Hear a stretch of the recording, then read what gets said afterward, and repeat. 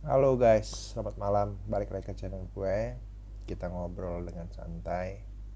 Topiknya hari ini adalah Singapura membuat corona biasa-biasa saja. Nah, ke topik tersebut gue ingin ngajak kalian untuk berdiskusi ya. Jadi di sini gue bukan pakar medis dan gue juga bukan praktisi medis, tapi sebagai netizen yang budiman, kita perlu untuk mendapatkan informasi lebih, juga harus kritis dalam menanggapi respon.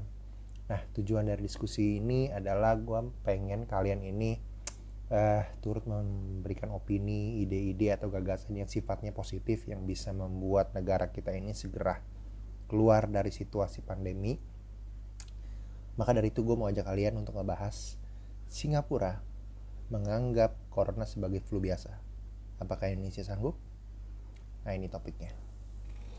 Oke, pertama gue ingin bilang dulu, Indonesia nggak bisa disamakan seperti Singapura dalam hal jumlah penduduk, besaran wilayah, ataupun fasilitas kesehatan yang ada. Nah, pertama kita mau bahas dari sisi numbers of people. Jumlah penduduk mau usah dibandingin. Singapura itu 9 juta penduduknya kurang lebih. Indonesia ya itu luar biasa lah, banyak. Nah, terus masalahnya apa? Jumlah penduduk pasti akan sangat mempengaruhi proses vaksinasi yang diberikan. Jadi for information aja, Singapura sampai dengan hari ini sudah lebih dari 50% penduduknya sudah divaksinasi. Which is vaksinasi adalah salah satu hal yang wajib kalau kita ingin membentuk herd immunity kan. Jadi konsep herd immunity adalah 70% penduduk populasinya itu sudah divaksinasi.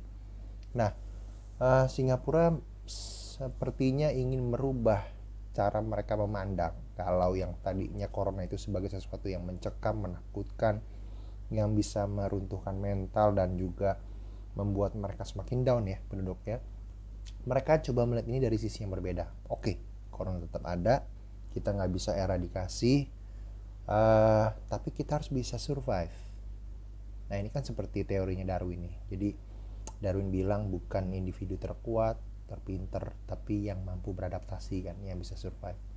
Nah, corona ini dianggap oleh pihak pemerintah Singapura sebagai sesuatu yang tidak bisa terhindarkan.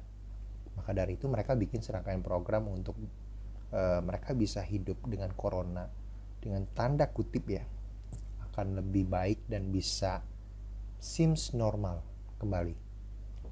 So, jadi mereka menggalakkan proses vaksinasi. Target mereka kalau gue nggak salah itu sekitar bulan Agustus mereka udah bisa get back to normal lagi versinya mereka. Nah, kemudian yang kedua, kita bicara dari luas wilayah. Gimana pun Indonesia juga jauh lebih luas dibanding Singapura. Dan related ke poin nomor satu, dengan terpisahnya masyarakat Indonesia menjadi beberapa pulau, otomatis juga mempengaruhi proses sosialisasi dan juga kontrol di lapangan. Nah, sering sih, gue sekarang tinggal di Jakarta, dan sering gue temuin, even di kota besar seperti Jakarta yang proses sosialisasinya masif, katakanlah media sosial mereka akan lebih melek, lebih banyak beritanya juga, mereka masih banyak yang nggak pakai masker. FYI, kalau kita di jalan atau di pasar-pasar tradisional, seringkali ya ada orang lewat, kadang-kadang masker juga diturunin. Terus juga beberapa pedagangnya bahkan juga nggak pakai masker. Nah, ini bukan mendiskreditkan ya, tapi ini fakta yang gue alamin dan gue lihat sendiri. Jadi menurut gue ya hopefully sih kalau di luar Jakarta mereka bisa lebih comply dengan aturan yang ada, dengan protokol kesehatan. Tapi it seems agak sulit kalau memang kesadaran masyarakat itu masih rendah. Toh kita bisa merelated dengan statement dari Prof. Mahfud MD ya, yang masih bilang ada profesor atau dokter yang even saat ini pun masih bilang nggak perlu pakai masker. Nah, itu kan agak ironis ya, kalau ahli di bidang kesehatan aja masih cara memandang seperti itu. Nah, seperti apa sih sebetulnya uh, yang menjadi barriernya? Kalau menurut gue pribadi sih, uh, ini ada berbagai multitafsir ya. jadi tentang corona ini. Sepertinya belum terbentuk sebuah pemahaman yang sama seberapa bahayanya corona ini dan efek sistematikanya itu akan seperti apa dampaknya.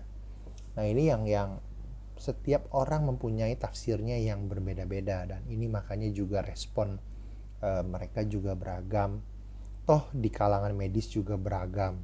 Sementara yang non medis jangan ditanya, macam-macam. Mereka masih bisa bilang corona itu seperti flu biasa karena mereka dapat rujukan nonton video siapa. Kemudian mereka juga menganggap enteng jadinya. Jadi setelah tahu oh ini hanya sekedar flu, mereka prokesnya juga ya kalau nggak ada orang ya nggak perlulah, seperti itu dan sebagainya. Nah, sekali lagi yang gue ingin tekankan adalah prokes itu wajib hukumnya. Dan kita harus berpikirnya adalah kita ingin kembali seperti zaman di era sebelum corona, meskipun sekali lagi ya, eradikasi pendekatannya nggak bisa. Eradikasi itu adalah memusnahkan virusnya. Nah, ini nggak bisa. Jadi kita harus terus hidup berdampingan. Cuma setidaknya dengan kita mengikuti protokol kesehatan, yang kedua kita melakukan vaksinasi, kita bisa hidup berdampingan dengan lebih baik dengan virus corona ini. Toh kita pun nggak menutup mata bahwa efek yang ditimbulkan corona itu lumayan. Mungkin bukan hanya dari sisi penyakit itu sendiri, tapi banyaklah efeknya. Banyak PHK juga terjadi. Kemudian juga dari sisi ekonomi juga melambat. Dan ekonomi melambat kan juga pasti ngaruhnya dengan inflasi dan lain-lain. Toh kita semua berharap, kita semua ini berjuang bersama-sama. Yang paling kasihan adalah tenaga kesehatan. Tolonglah. Jadi kita harus bisa bilangin orang-orang di sekitar kita atau orang-orang yang kita ketemu di jalan, oke, kita coba untuk educate mereka lah. Kita kalau mereka marah ya kita coba dengan the nicest way lah untuk bilang ke mereka. Cuma mungkin himbauan untuk pemerintah supaya bisa lebih controlling ke bawah, karena kita tahu sih program yang dibikin pemerintah sebetulnya bukannya tidak ada program, ada, tapi balik lagi ke kontrol pelaksanaannya. Nah, ini kan merefer dari statementnya Menkes Pak Budi ya, ketika di acara Mata Najwa, yang beliau sendiri juga kunjungan ke, kalau nggak salah, ke Kudus. Beliau juga melihat masih ada penduduk yang lalai lah soal prokes dan sebagainya. Jadi tolong kita saling mengingatkan, kalau kita mengikuti semua hal-hal yang perlu untuk kita lakukan demi bisa hidup lebih baik dengan virus corona yang beredar ini, toh kita semua nanti akan juga bisa terbantu juga kan. Maksudnya kita bisa kembali, kita bisa beraktivitas juga, kemudian juga kepastian akan kesehatan akan lebih baik. Dan yang ketiga, kita bisa meringankan beban bagi tenaga kesehatan yang saat ini betul-betul di garda depan.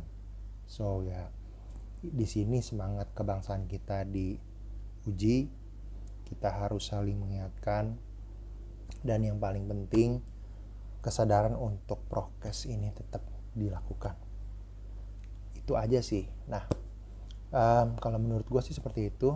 Jadi kita nggak punya cara lain, vaksinasi, prokes, laksanain.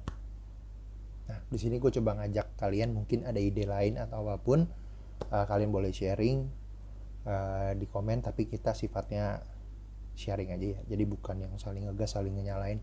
Itu semua kayaknya nggak penting deh kalau di situasi sekarang. Ini saatnya kita harus berpikir secara kritis dan positif, karena tujuan kita sama, kita mau untuk bisa hidup lebih baik lah di situasi yang seperti ini. Dan semoga video ini bisa membantu kalian untuk berpikir lebih kritis dan ya sedikitnya lebih concern lah terhadap lingkungan sekitar. Karena